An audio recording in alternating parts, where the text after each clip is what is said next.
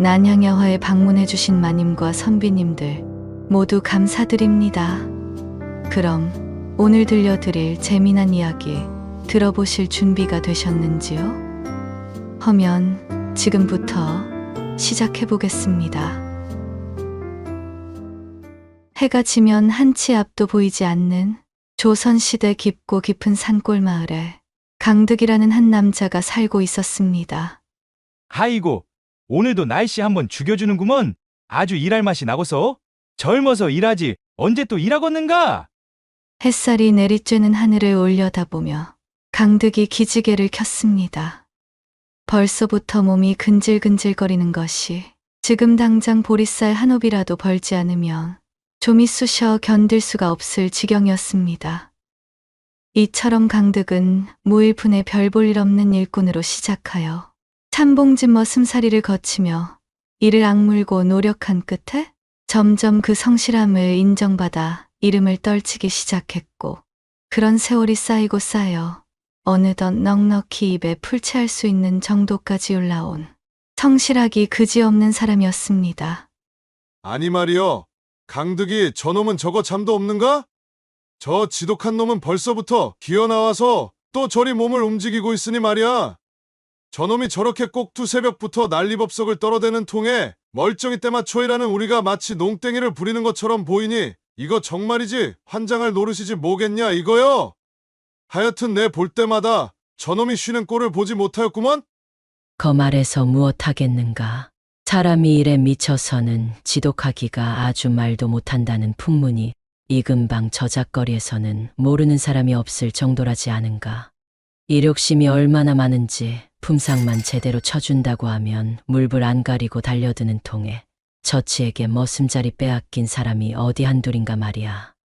물론 강득이 저치가 성실한 것만은 인정하긴 허겄는디 도통 남한테 베풀 줄은 모르고 순전히 자기 목구멍만 지독하게 위하니 그것이 좀 흠이긴 허제.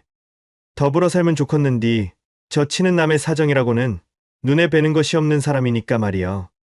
이렇듯 강득은 악착같이 일에만 매달리며 주변에 소홀하고 베푸는 것을 게을리하여 그런 방면에 있어서는 평가가 박했지만, 그렇다고 하여 강득이 가지고 있던 성실함까지 절하당하는 것은 아니었습니다.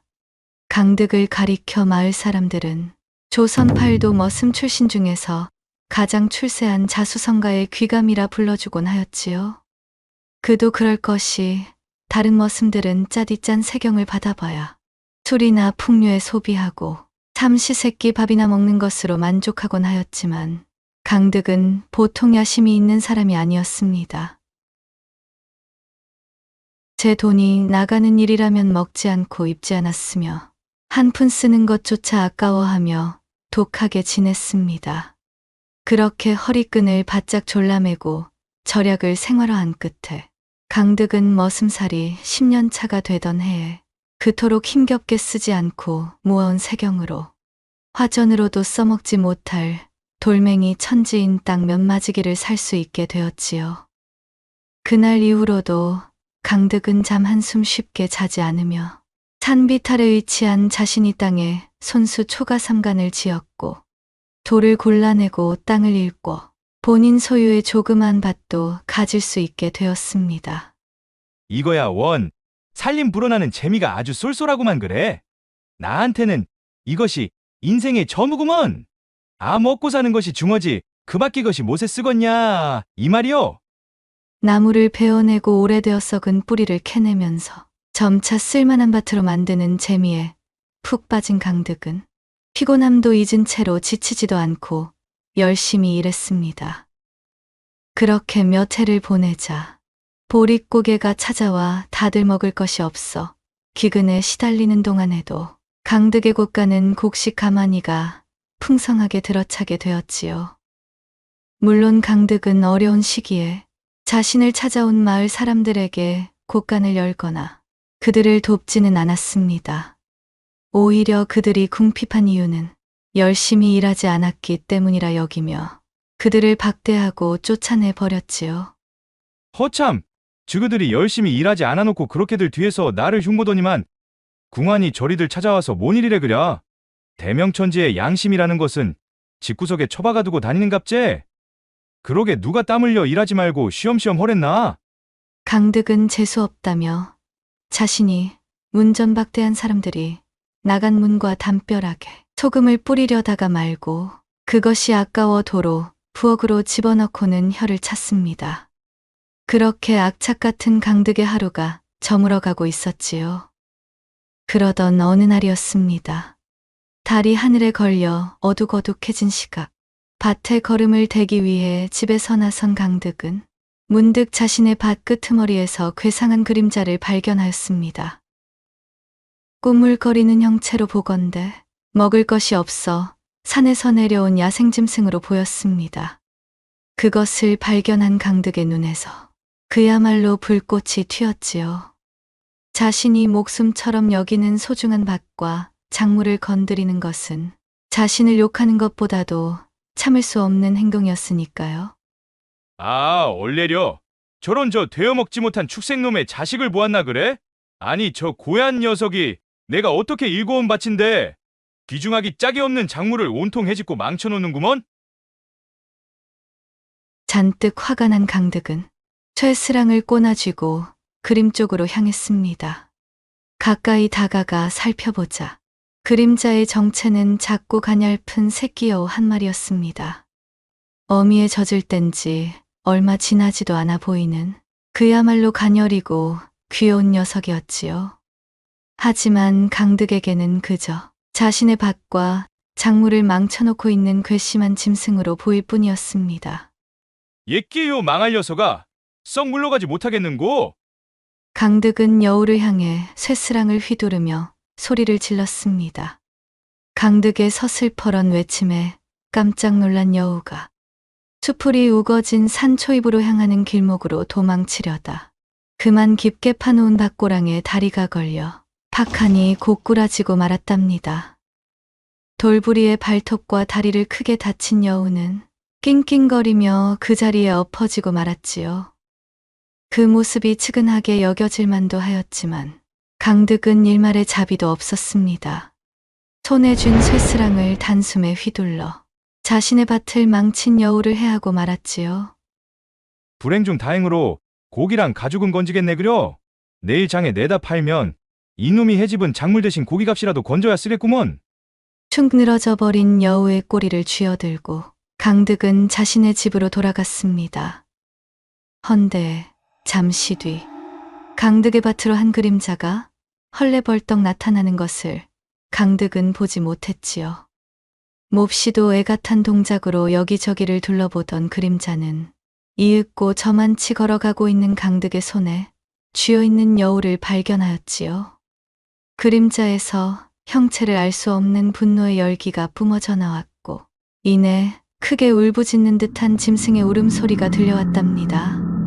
돌아선 등 뒤로 어쩐지 서늘한 시선이 닿는 느낌이 들었지만 강득은 그저 밤기운 탓이라 여기고 넘긴 채 집 안으로 들어가 버렸지요.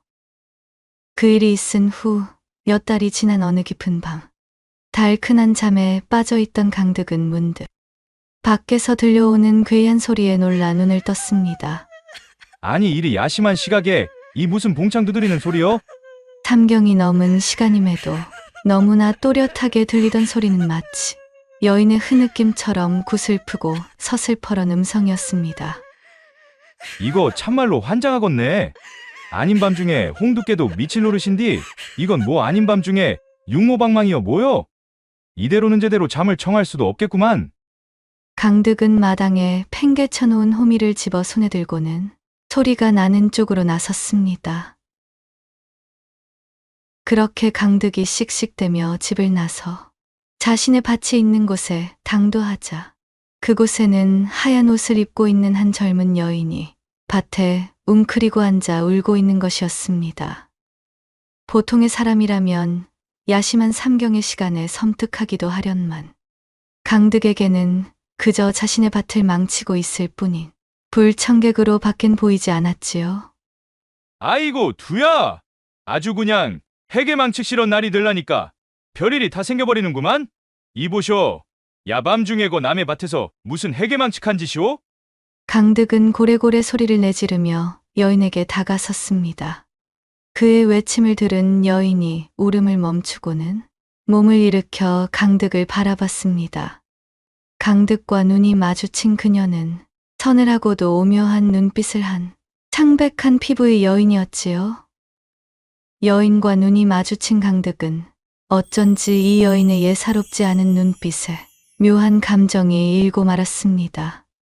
여인은 어딘지 모르게 강득의 정신이 빨려 들어가는 것만 같은 아찔하면서도 매혹적인 인상이었습니다. 그저 죄송합니다. 저는 하령이라 하온데 제가 고갯길을 넘다 길이엄에 다리를 다쳐 금방 일어나려 하였으나 족통이 심하여 이리 신세를 지고 말았습니다. 자신을 하령이라 소개한 여인은 강득에게 정중히 사과하며 몸을 추스렸습니다. 여인이 강득에게 사과하느라 고개를 끄덕이자 그녀의 목덜미 너머로 강득이 이제껏 느껴본 적 없는 춘향이 짙게 배어나와 강득의 정신을 아득하게 어지럽히는 것이 아니겠어요. 한참 동안이나 여인의 매력에 빠져있던 강득이 퍼뜩 정신을 차리고 하령의 발을 내려다보자 상처가 꽤 깊어 쉽게 걸을 수 있는 상황이 아니었지요. 평소의 강득이라면 모른 채 넘어갔겠으나 어쩐지 이 여인을 도와주고 싶은 마음이 굴뚝이었답니다. 그는 하령에게 손을 내밀며 말했습니다. 보아하니 상처가 퍽이나 깊은데 이대로 상기를 타는 것은 도통 무리구만요. 우리 이렇게 합시다. 저짝 바로 앞이 내 집이니 상처를 치료하고 날이 밝으면 그제 움직이도록 허시오. 하령은 잠시 강득의 얼굴을 바라보고는 말없이 강득의 부축을 받으며 그의 뒤를 따랐습니다. 하령과 함께 집으로 돌아온 강득은 솜씨 좋게 약초를 짓이겨 하령의 다리를 치료해 주었습니다. 그러는 사이 치맛자락 사이로 드러난 하령의 곧은 다리가 강득으로 하여금 전에 없는 춘정을 동하게 했지요. 사경이 훌쩍 넘은 시간에 묘령의 아리따운 그러면서도 오묘한 날것의 매력을 풀풀 풍기고 있는 처자와 방 안에서 단둘이 있는 경험은 강득으로서는 난생 처음 있는 일이었습니다. 그의 염통이 제자리를 찾지 못해 입 밖으로 뛰쳐나올 참이었지요. 자, 다 되었소? 내일 일어날 때쯤이면 걷는 데에는 지장이 없을 것 같구먼요. 강득이 일부러 크게 헛기침을 하며 더듬더듬 말했습니다. 그의 눈은 하령을 힐끔거리면서도 제 위치를 찾지 못해 불안하게 이리저리 흔들리고 있었습니다. 하령은 아무런 말도 없이 그윽한 눈길로 그런 강득을 지그시 바라볼 뿐이었어요. 강득은 점점 더 이 정체 모를 여인 하령에게 마음을 빼앗기는 기분이 들었지요. 그런 강득의 마음을 알아채기라도 한 듯 하령은 느닷없이 강득의 손을 덥석 잡고는 자신의 품으로 끌어들이는 것이 아니겠어요. 참으로 어질고도 착한 성품을 지니신 분이시군요. 사실은 제가 어디 의지할 만한 곳도 없고 더군다나 딱히 갈 수 있는 곳도 없는 처지의 사람입니다. 헌데 처음 보는 저에게 이리도 친절을 베푸시는 것을 보니 혹여나 저를 거두어 주실 수 있을 거라는 생각이 드는군요. 제가 당신께 저희 몸을 좀 의탁하여도 괜찮겠사옵니까? 그간 굳은 일에만 몰두하느라 여인의 품을 맛본 적이 없던 강득은 그야말로 하령의 살내음에 무너져 내리고 말았지요. 아니, 저기 그것이? 이래 버리면 쪼까 곤란한데 아직 우리가 그 어떤 제대로 된 사연을 나누거나 친분을 솔찬히 쌓은 것도 아니고. 그것이 금시에 그토록 중요한 문제인지요. 그저 마음이 시키는 대로 행하는 것이 때로는 더 나은 선택일 때도 있사옵니다. 조곤조곤 답하는 하령의 말이 떨어지기가 무섭게 바짝 조이던 강득의 인내심과 이성의 끈도 함께 풀려버렸고 그렇게 두 사람은 끓어오르는 춘정을 과시라도 하듯 흡사 새 신방에 들어온 신혼부부의 초야와도 같은 사랑으로 운우지락을 꽃 피웠습니다. 지난 화염과도 같던 밤을 보낸 그날 이후 하령은 그대로 강득의 집에 눌러앉아 강득과 살림을 차리게 되었습니다. 하령은 그다지 말 수가 없었지만 그 꼼꼼한 손재주며 성실한 부지런함이 그야말로 강득의 마음에 쏙 들었지요. 강득이 밭일을 하러 농기구를 챙겨 들고 밖으로 나오면 하령은 지체 없이 따라 나와 호미로 밭을 맸습니다. 보리를 심을 때도, 밀을 심을 때도, 콩을 심을 때도 한결같이 따라 나와 강득을 도왔지요. 두 부지런한 사람이 일에 몰두하니 강득의 살림은 전과는 비교도 할 수 없을 만큼 풍족해지고 고가는 미어터질 지경이었습니다. 오히려 이제는 남는 곡식이 생겨 장에 내다 팔아 논도 두마직이나 사게 되어 드디어 강득은 쌀 농사까지 지을 수 있었습니다. 무일푼 머슴으로 시작해 작지만 제 땅을 가진 지주까지 오다니요. 이것은 길을 쓰고 악착같이 아끼며 살았어도 강득 혼자서는 도저히 도달할 수 없었던 팔자였습니다. 하령을 만난 이후로 제 인생이 승승장구를 거듭하는 맛에 취해 강득은 춤이라도 추고 싶은 심정으로 기뻐했습니다. 참으로 복덩이가 굴러들어왔구먼. 어찌 이리 하는 일마다 술술 풀리고 손대는 일마다 훨훨 나느냐. 이 말이요 시방. 임자, 내 임자를 만나 이리도 큰 복을 다 누리는구려. 강득이 기쁜 얼굴로 하령을 안으며 말했습니다. 하령은 그저 강득을 바라보며 희미하게 미소만 지어 보였지요. 임자를 만난 이후로 내 인생이 술술 풀리고 훨훨 날아가는 듯 하구려. 정말 너무 고맙구먼 임자. 강득의 말에 하령은 알 수 없는 미소로 회답하였습니다. 그렇게 두 사람이 함께 살아가면서 강득의 살림은 날로 풍족해졌습니다. 하령은 말수가 적고 표정 변화도 거의 없었지만 그녀의 손길이 닿는 곳마다 풍요가 넘실거리는 듯 했지요. 밭에서는 전에 없던 풍년이 들었고 장에 내다 파는 곡식값도 후하게 받았습니다. 강득은 하령이 자신에게 굴러들어온 복덩이라고 굳게 믿었지요. 그는 이제 더 이상 배고픔을 걱정하는 일이 무엇인지 기억조차 나지 않는 사람이 되었답니다. 곳간에는 곡식이 그득했고 광에는 새로 장만한 농기구들이 번쩍였습니다. 하지만 강득의 마음 한구석에는 여전히 채워지지 않는 무언가가 꿈틀거렸어요. 풍요 속에서도 그는 더 큰 부와 성공을 갈망했지요. 그러면서도 이따금 하령의 존재 자체에서 느껴지는 알 수 없는 따스함과 신비로움에 묘한 감정을 느끼곤 했습니다. 어느 늦여름 장마 끝에 찾아온 무더위가 기승을 부리던 날이었습니다. 하령이 그만 심한 몸살을 앓아 자리에 눕게 되었답니다.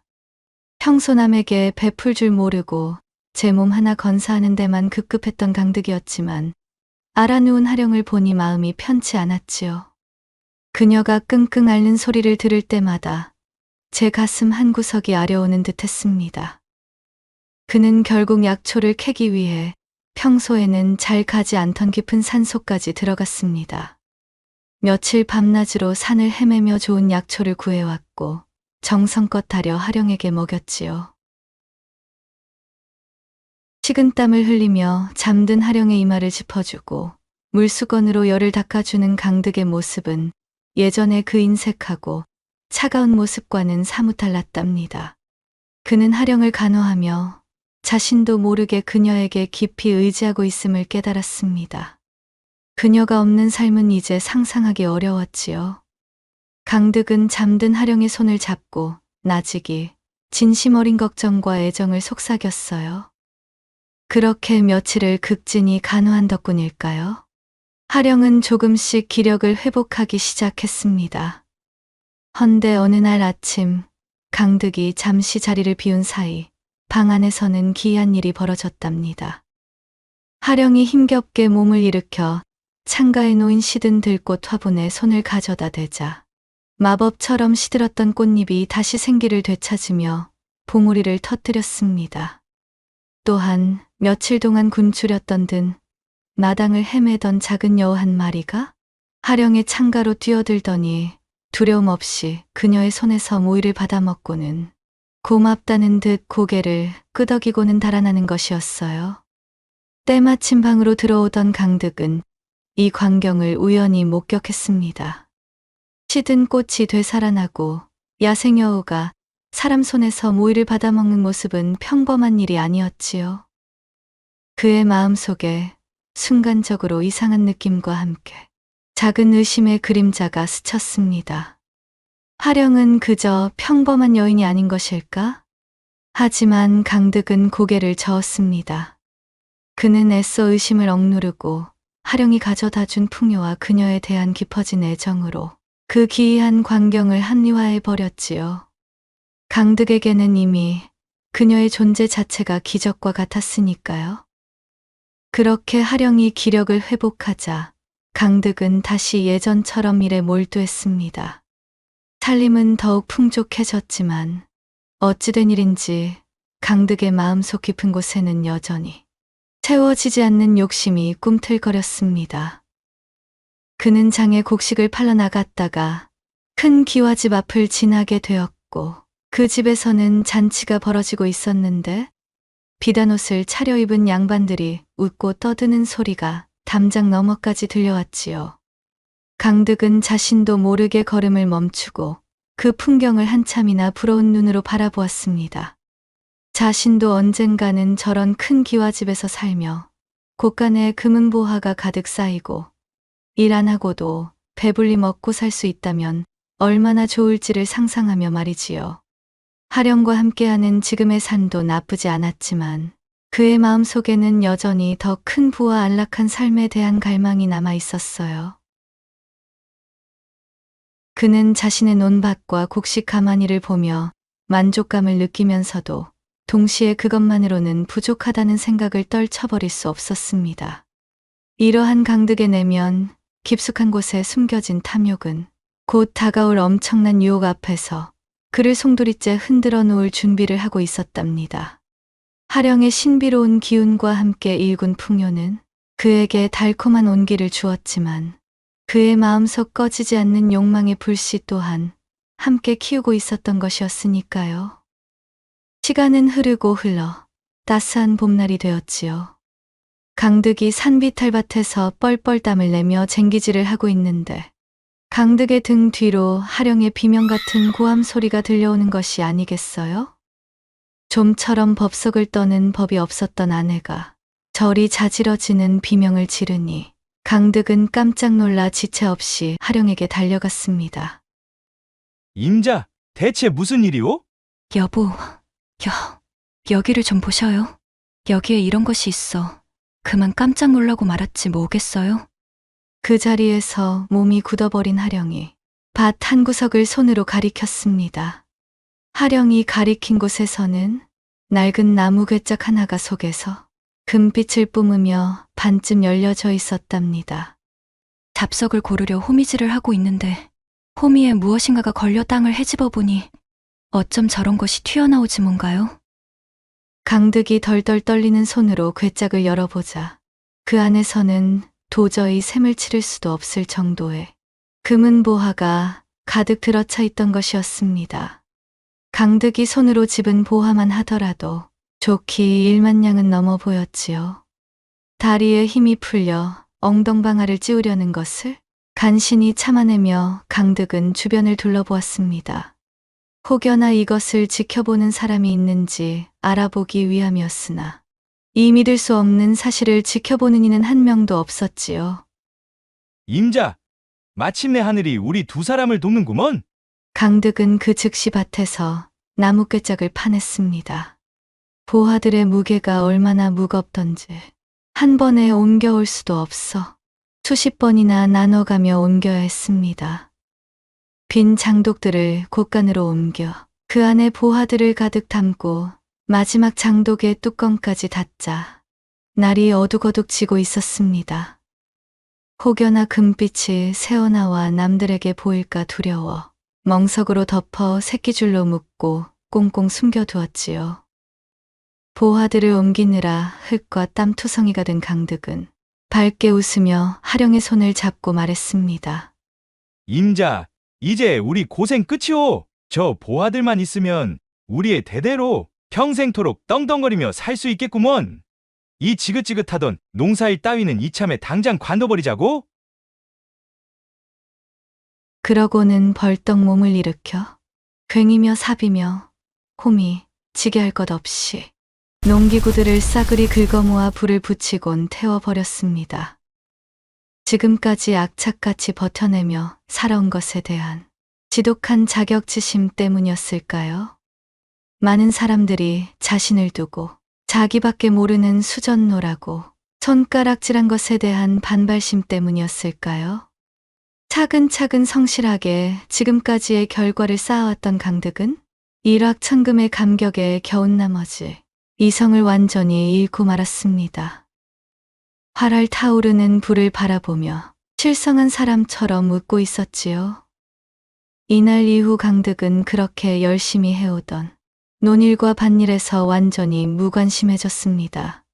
강득의 밭에는 잡초와 잡석이 무성해졌고 노는 이미 작물을 심을 수 없을 정도로 망가졌답니다. 그럼에도 강득은 그저 곳간에 숨겨둔 장독들만 바라보며 노동의 의지를 완전히 상실했지요.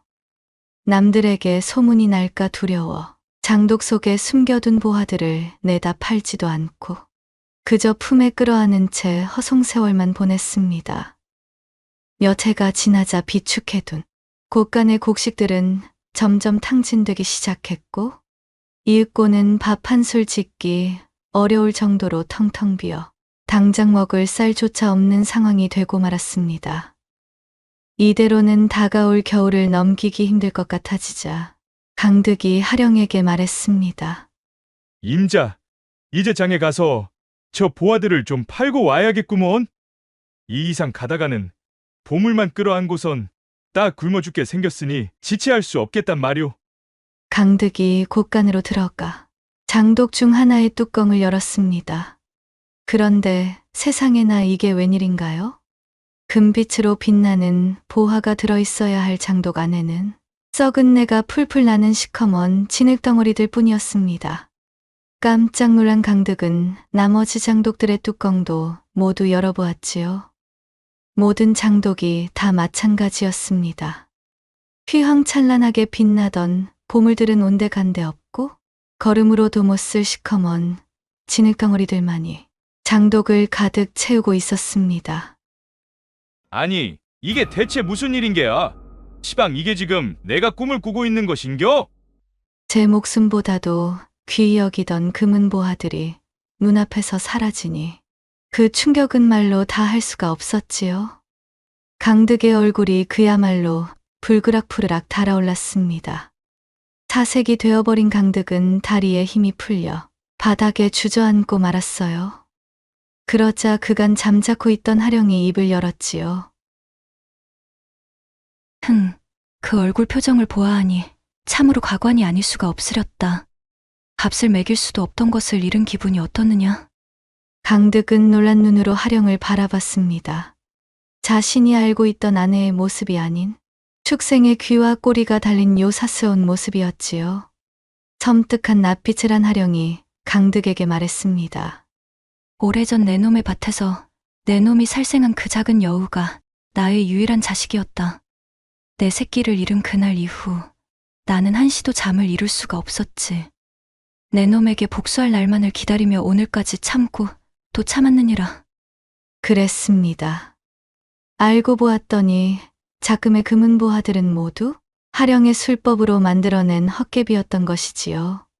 강득에게 상실의 아픔을 그대로 되돌려주기 위해 제 자식을 잃은 하령이 복수심에 불타 이루어낸 의도적인 접근이었던 것입니다. 강득은 등줄기에 식은땀이 흐르는 것이 느껴졌습니다. 한때 자신이 아내라고 생각하며 함께 살을 부벼왔던 자가 사실은 사람으로 둔갑한 여우였다니요. 엄청난 충격과 일확천금을 눈앞에서 날린 망연함으로 꿀먹은 벙어리가 되어 입만 벙긋거리는 강득을 내려다보며 하령은 말을 이어나갔습니다. 드디어 오래 묵은 빚을 갚을 날이 왔으니 이 어찌 홀가분하지 않을 수가 있겠느냐. 허나 복수를 하였음에도 이미 승천해버린 아이가 다시 돌아오는 법이란 있을 수 없으니 허망함은 이루 말할 수가 없구나. 하령은 슬픈 얼굴로 하늘을 향해 고개를 들어 올렸습니다.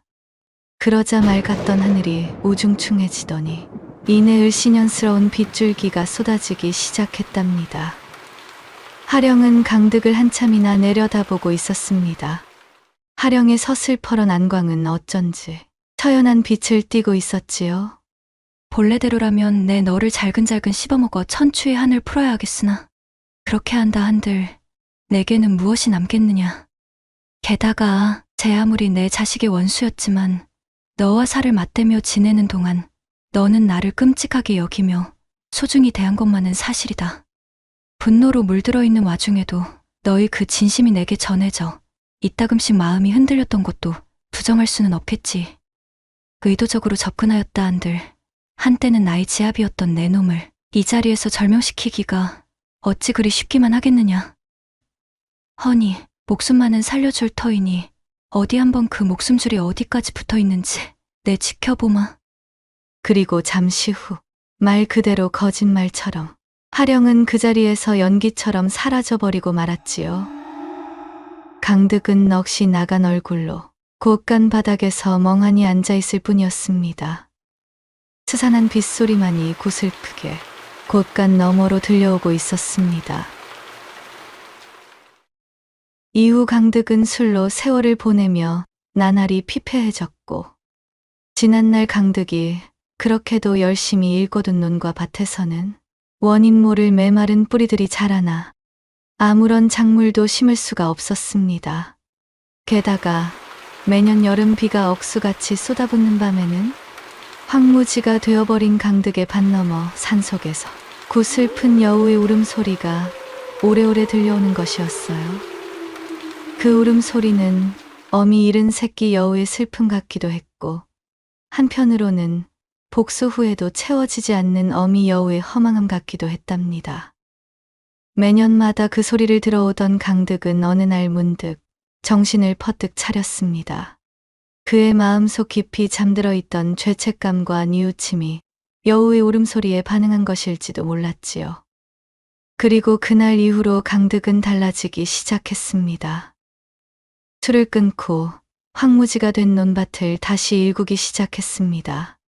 돌무더기를 치우고 잡초를 뽑으며 땅을 갈아엎는 그의 모습은 예전에 그 악착 같던 모습과 같았지만 눈빛은 달랐어요. 오로지 자신의 배만 불리려던 탐욕은 사라지고 땀 흘리는 노동 자체의 가치와 생명의 소중함을 깨달은 눈빛이었지요. 그는 더 이상 혼자 모든 것을 쌓아두지 않았습니다. 어렵게 일군 땅에서 나온 작물을 이웃과 나누고 힘들어하는 이들을 돕기 시작했지요.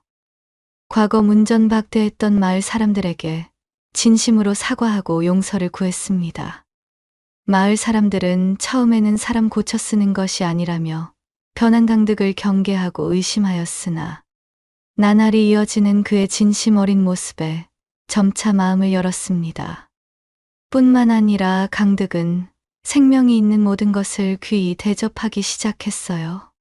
다친 새를 돌봐주고 길 잃은 동물을 보살펴 주었지요.